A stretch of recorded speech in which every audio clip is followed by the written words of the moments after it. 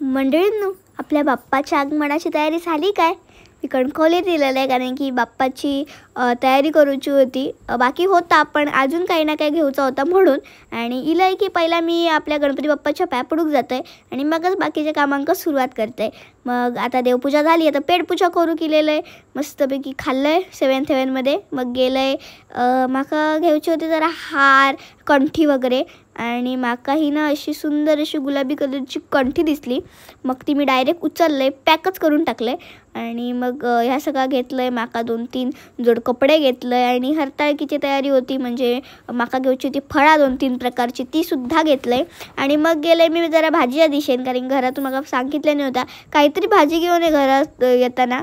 आणि मी ह्या दिशेने गेलेच नाही कारण की आम्ही घराकडेच बनवणार होता सगळी काजू कतरी, नंतर पिठाचे करंजे. तुमका पण गणपती बाप्पाची तयारी करू खयची बाजारपेठ आवडता ना ती माका नक्की कमेंटमध्ये सांगा. तोपर्यंत बाय.